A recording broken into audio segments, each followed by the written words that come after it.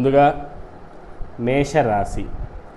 ఈ సంవత్సరము మేషరాశి జాతకులు అద్భుతమైనటువంటి జీవితాన్ని గడిపేటువంటి అవకాశం ఉన్నది. మేషరాశిలోకి అశ్విని నక్షత్రంలో ఉండేటువంటి 1, 2, 3, 4 పాదములు, భరణి నక్షత్రంలో ఉన్నటువంటి 1, 2, 3, 4 పాదములు, కృత్తికా నక్షత్రంలో మొదటి పాదము మేషరాశిలోకి వస్తాయి. మేషరాశి జాతకులు ఈ సంవత్సరం ఆదాయం 2 గాను, వ్యయం 14 గాను ఉంటుంది. రాజ్యపూజ్యం 5 గాను, అవమానం 7 గాను ఈ సంవత్సరం వారికి ఉంటుంది. మరి సంవత్సర ఫలితాలు ఎలా ఉన్నాయి అనేటువంటిది విందాం. ముందుగా స్త్రీ పురుషులు ఇద్దరూ కూడా ఈ సంవత్సరము మంచి జీవితాన్ని అనుభవిస్తారు. ఈ యొక్క సంవత్సరము ఈ రాశిలో ఉన్నటువంటి విద్యార్థులు బృహస్పతి బలము చేత మంచి విద్యను అభ్యసిస్తారు. వారు విద్యారంగమున శ్రమిస్తే ఖచ్చితమైనటువంటి ఒక ఆమోదపరమైనటువంటి ఉత్తీర్ణతను పొందేటువంటి అవకాశం ఉంటుంది. కనుక విద్యార్థులకు ఈ సంవత్సరము మంచి కాలంగా చెప్పవచ్చు. ఇక విదేశీయానం చేయాలనుకునేటువంటి వారు ఈ సంవత్సరం ప్రయత్నం చేసినట్లయితే తప్పకుండా మీరు కోరుకున్నటువంటి దేశాలకి విదేశయానం చేసేటువంటి అవకాశము ఈ రాశి వారికి ఈ సంవత్సరం ఉన్నది. ఇక ఉద్యోగాలు చేసుకునేటువంటి ప్రైవేట్ వ్యక్తులు మరియు ప్రభుత్వ వ్యక్తులు ఇరువురు కూడా కాస్త శ్రమించినట్లయితే మీ కష్టానికి ఫలితం దక్కి ప్రమోషన్స్ మీకు వచ్చేటువంటి అవకాశం ఉన్నది.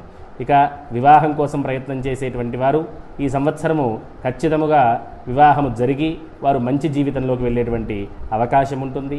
దాంపత్య జీవితంలో చికాకులు అనుభవించేటువంటి జాతకులు ఈ సంవత్సరము కొంత ప్రయత్నపూర్వకంగా మీ యొక్క దంపతులు మాట్లాడుకొని అనేక వివాదాలను పరిష్కరించుకొని అన్యోన్యమైనటువంటి దాంపత్యం వైపు ప్రయాణం చేసేటువంటి అవకాశం మేషరాశి వారికి ఉన్నది. ఇక సంతాన విషయానికి వచ్చినట్లయితే ఈ సంవత్సరము సంతానం లేక ఇబ్బంది పడేటువంటి మేషరాశి జాతకులు ఎవరైనా ఉన్నట్లయితే కేవలము సుబ్రహ్మణ్య ఆరాధన చేయటం వల్ల ఈ సంవత్సరం వారు సంతానాన్ని పొందేటువంటి అవకాశం అధికంగా ఉంది. ఇక రుణబాధలు మరియు తీవ్రమైనటువంటి ఒత్తిడిలో ఉన్నటువంటి వారు ఈ సంవత్సరము ప్రథమ భాగమున విష్ణుమూర్తి ఆరాధన చేసినట్లయితే ఈ సంవత్సరాంతమున మీ రుణబాధలు తొలగి ఆ యొక్క పరమేశ్వరుడి అనుగ్రహంతో మీకు ఒత్తిడి తగ్గుతుంది. ఈ సంవత్సరం వ్యాపారస్తులు కానివ్వండి, ఉద్యోగాలు చేసుకునేటువంటి వారు కానివ్వండి, మీ పెట్టుబడులు కానీ లేదా మీకు రావాల్సినటువంటి ఇంక్రిమెంట్లు కానీ జీతభత్యాదులు కానీ సరైన సమయంలో అంది మీరు మంచి వృద్ధిలోకి వచ్చేటువంటి అవకాశం మేషరాశి జాతకులకి ఈ సంవత్సరం ఉన్నది. ఇక పోతున్నట్లయితే మేషరాశిలో ఉన్నటువంటి రాజకీయంలో ఉన్నటువంటి జాతకులు ఈ సంవత్సరము కాస్త ప్రయత్నం చేసినట్లయితే వృద్ధిలోకి వచ్చేటువంటి అవకాశం అధికంగా ఉంది. ఇక వ్యవసాయదారులు ఎవరైతే ఉన్నారో వారికి ఈ సంవత్సరము 11వ స్థానంలో శని సంచారం ఉండటం వల్ల వారు మంచి పంటలను ఎంచుకొని గనక పండించినట్లయితే వారి యొక్క పంటలు సమృద్ధిగా పండి లాభసాటి వ్యవసాయాన్ని ఈసారి మేషరాశి జాతకులు చేయవచ్చు.